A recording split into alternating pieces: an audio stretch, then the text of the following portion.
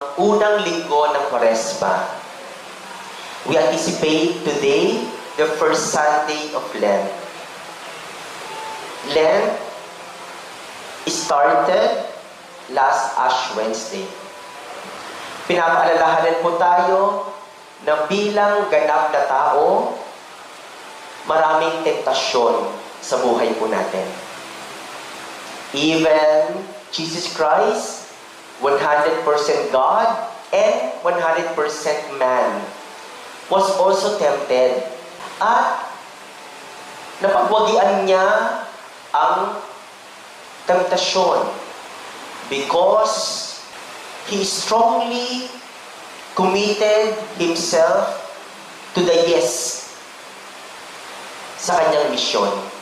Jesus was tempted in the desert because it is part of his preparation, paghahanda para sa kanyang misyon, ay ibigay ang sarili para sa kaligtasan ng tanan.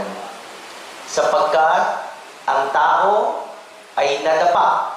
Kaya ang tao din na si Jesus na tutok na tutok, focus na focus sa kanyang yes. Kaya naman hindi siya bumaksak.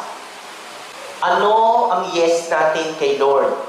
My dear friends, temptations are there. It's part of humanity.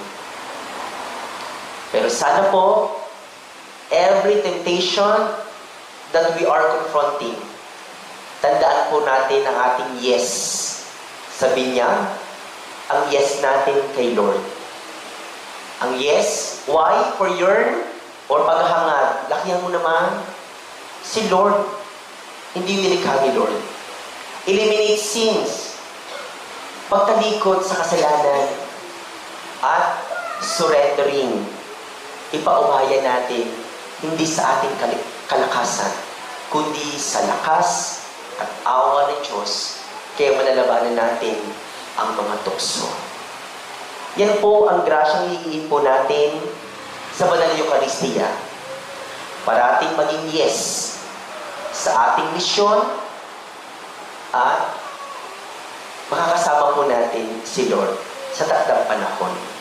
Sabi nga po sa Ebanghelyo, behold, angels come and minister to Him. Ang ating reward kapag natagumpayan na ating temptation is none other than heaven. Amen.